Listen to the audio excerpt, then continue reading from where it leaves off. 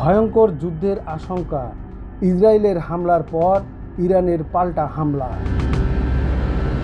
ইরানের ছোড়া ক্ষেপণাস্ত্র সরাসরি মধ্য ইসরায়েলে আঘাত করেছে। ইসরায়েলের জরুরি সেবা সংস্থাগুলো সূত্রে এ খবর দিয়েছে দেশটির গণমাধ্যম। খবরে বলা হয়েছে, এসব ক্ষেপণাস্ত্র বেশ কয়েকটি ভবনে আঘাত হেনেছে।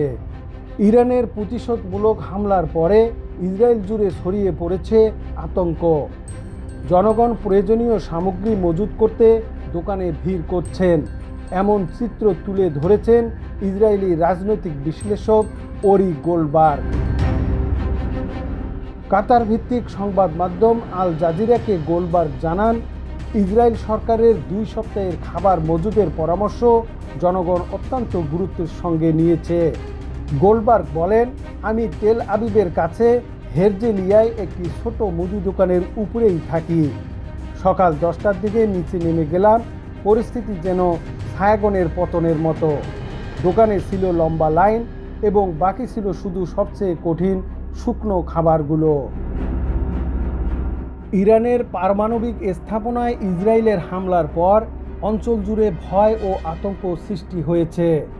হামলার পাল্টা প্রতিক্রিয়া মধ্যপ্রাচ্যকে একটি পূর্ণমাত্রার যুদ্ধের দিকে ঠেলে দিতে পারে বলে আশঙ্কা করছেন বিশ্লেষকরা।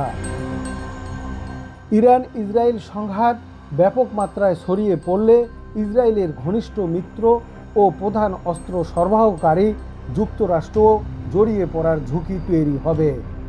এর আগে বিভিন্ন সংবাদ মাধ্যমের প্রতিবেদনে দাবি করা হয়, ইসরায়েল খুব শীঘ্রই ইরানে হামলার পরিকল্পনা করছে। এর পরিপ্রেক্ষিতে যুক্তরাষ্ট্র মধ্যপ্রাচ্যে তাদের দূতাবাস ও সামরিক ঘাঁটি থেকে বেশ কিছু কর্মী ও কূটনীতিককে সরিয়ে নেয়। সম্ভাব্য ইসরায়েলি হামলার আশঙ্কায় তারা দূতাবাসগুলোতে সতর্কতা জারি করেছিল। মূলত তখন থেকেই হামলার ইঙ্গিত পাওয়া গিয়েছিল। এই হামলার পর ইসরায়েলের সাধারণ জনগণ সহ পুরো মধ্যপ্রাচ্য জুড়ে ব্যাপক আতঙ্ক ছড়িয়ে পড়েছে। এদিকে ইরান ইস্যুতে জরুরি বৈঠকে বসেছে জাতিসংঘ নিরাপত্তা পরিষদ।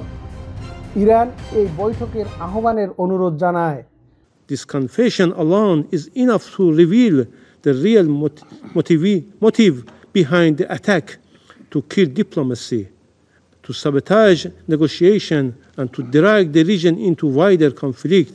This leaves no room for. আর রাশিয়া ও চীন এতে সমর্থন দেয় বলে একটি কূটনৈতিক সূত্র নিশ্চিত করেছে।